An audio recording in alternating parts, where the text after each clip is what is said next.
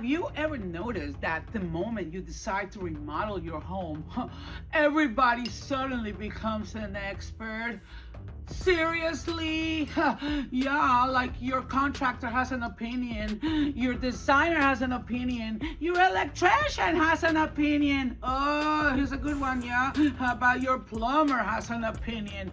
Your neighbor has an opinion. Your brother-in-law who once installed the ceiling fan in 1998 suddenly has a very strong opinion. And then there's your friend who says, well, if it were my house, blah, blah, blah. Well, thankfully it's not your house.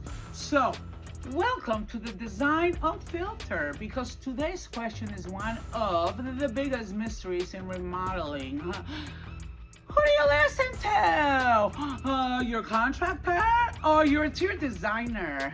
Because somehow, after spending thousands or sometimes hundreds of thousands of dollars, homeowners end up standing in the middle of their living room looking like they're directing traffic at a four-way intersection. A contractor walks into a room and says, that beam has to stay. A designer walks into the exact same room and says, beautiful, let's make everyone forget the beam is even there. See?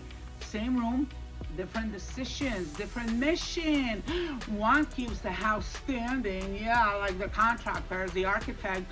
The other one makes you never want to leave. And guess what? You really do need both. Now, let me tell you what happens almost every single day. A client looks at me and says, well, my contractor said... Well, whenever I hear those four words, I know we're about to go on a little adventure. My contractor says the chandelier should be exactly in the middle of the room. Really? Well, what if the dining room table isn't?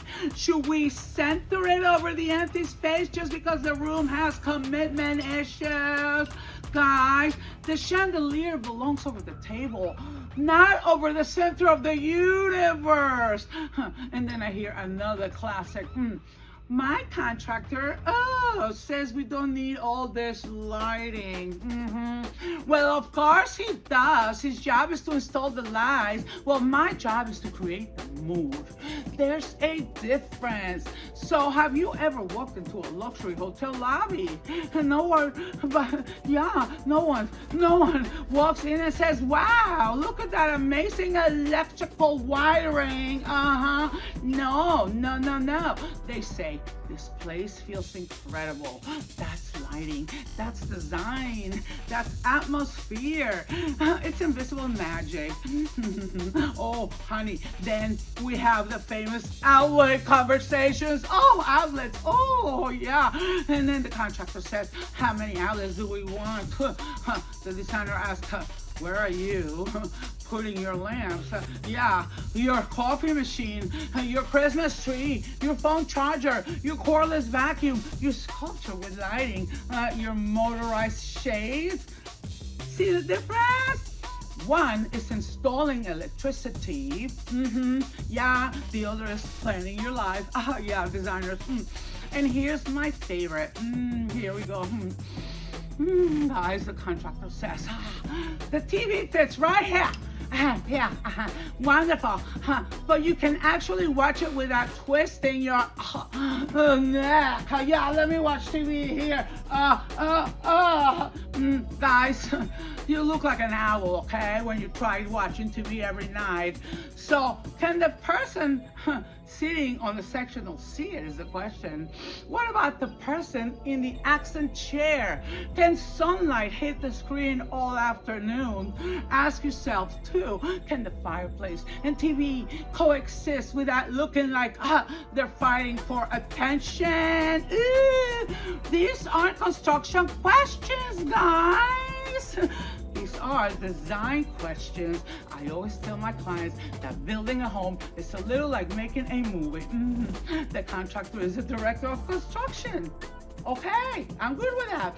The plumber is one of the actors. The electrician is another actor. Ooh, the cabinet installer has a starring role. The painter deserves an award.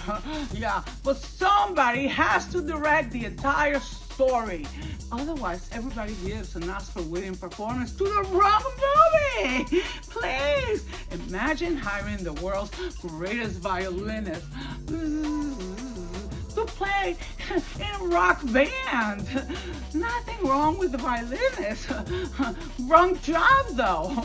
Or asking your dentist, where's his sectional? Where should I go?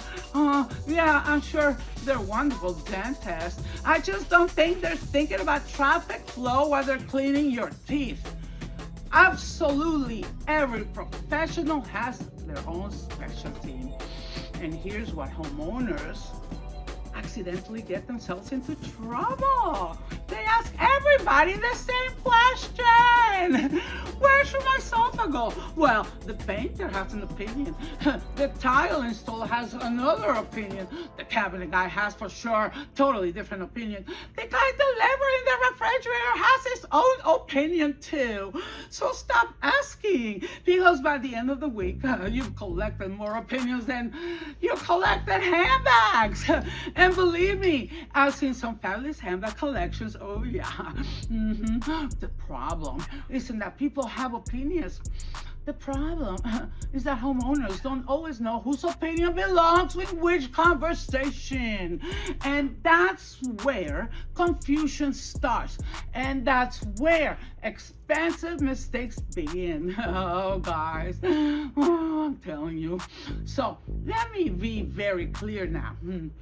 This is not a battle between contractors and designers. No. In fact, some of my favorite people to work with are incredible contractors. Well, why? Because when you have a talented contractor and a talented designer who actually respect each other, magic happens. The contractor makes sure everything is built correctly. The designer makes sure everything is built beautifully. That's the dream team. But here's where things get entertaining. Oh yeah, I mean, this is Design Unfiltered. We gotta have fun too. A homeowner walks into the room and says, I have a great idea. Those are the 6 words that make everyone nervous. The contractor looks worried. Who that was? The designer starts blinking. Oh, sure. Okay. Well, the electrician quietly disappears. Bye. The homeowner says, oh, what if we put the kitchen island over there? Yeah, sure we can, the designer says. I've seen this. It happened recently. Well, can we? Yeah. Should we? Well, that's a different question, though. Can is different than should. Yeah. I mean, that's a completely different question. Just because something can be built doesn't mean it should be built. You can wear pajamas to the opera, yeah. You'll definitely be comfortable. You're just going to be remembered for all the wrong reasons, though. Well, that's design. Design isn't asking, can I? It's asking, will this make the room better? Then comes one of my favorites, though. The contractor says, oh, we save you some money. Oh, well, now before you celebrate, let's see where. I mean, let's be realistic, because sometimes that's fantastic. Sometimes it's because they eliminated something you never should have eliminated. I've seen that. Maybe they remove accent lighting. Oh, maybe they skipped the decorative trim. Oh, maybe they reduced the ceiling detail. No. Oh no, maybe they center everything because it was easier. Yeah, happens. And suddenly the room works, but it doesn't have that wow factor anymore. Luxury isn't created by accident, guys. Luxury is created on purpose. Yeah, every ceiling detail matters. Every lighting layer matters. Every wall treatment, every furniture arrangement, every finish, Every texture too. Every inch has a reason. People think luxury is just expensive material. No, luxury is intelligent planning. I've walked into $1 million homes that felt ordinary. Yeah. I've walked into much smaller homes that felt spectacular. The difference was not the budget. No. The difference was the planning. Yes. So here's another classic if you want to, since we're on the subject. My contractor is what they say. Yeah, my contractor picked the paint color. Really? I'm loving that one. Based on what? His favorite baseball team? Maybe his truck? Maybe the color of his toolbox. I mean, really? Guys, choosing paint isn't just picking a pretty color. No, it's asking what direction does the room face? How much natural light comes in? What is the flooring? What is the countertop? What's the upholstery? What's the artwork? What's the mood we're creating? Are we going warm? Are we going cold? Ooh, elegant. Ooh, relaxed. Contemporary. Are we going classic? Guys, no. Paint does not live by itself. It has to get along with everything else in the room. Yes. It's like inviting people to a dinner. Oh, imagine dinner party. And then if no one likes each other, it's going to be a very long evening. No. Let's be careful with paint selection. Now, let's talk about furniture. This one makes me laugh every single time. Yeah. A homeowner points to an empty wall and says, I bought a sofa online. Classic, yeah. Well, I don't know. I say, did you measure? And they go like, no. Well, did you tape it out on the floor? No. Well, but was it on sale? Well, ladies and gentlemen, being on sale has absolutely nothing to do whether it fits your room or not, as you know. So imagine buying a giraffe because it was half price. Where exactly are you planning to park it? Guys, furniture has scale. Architecture has scale. I have scale. People have scale. Everything has to work together. That's what designers spend years learning. Remember that. And then, there's that famous sentence every designer hears. Oh, I'm sorry, it just looked bigger in the showroom. Well, of course it did, guys. Well, the showroom ceiling was 20 feet high. Yeah, the room was the size of a football field. There were 12 designers adjusting everything every morning before the store opened. Your family room is not a showroom. No, it's where real people live. Real people watch movies. Real people spilling coffee. Real people have grandchildren. Real people, they also have pets that some have believed a cream-colored sofa is a personal invitation. Yeah, for what? So, great design has to survive real life. Yes. Now, here's something I want every homeowner to remember. There you go. Your contractor is thinking about today. I'm thinking about today, 5 years from now, 10 years from now, and how you will feel every single morning when you walk into that room. Because here's the truth. You'll forget what you paid. You'll never forget how your home makes you feel. That is the real return on your investment. A contractor builds the house. A designer creates the experience. And those two things together is where unforgettable homes are born. Now, let me tell you one of the biggest misconceptions in remodeling. People think interior design begins when you start picking fabrics, paint colors and furniture. Hello? No! Oh, guys, interior design begins long before anyone sinks a hammer. It begins with planning.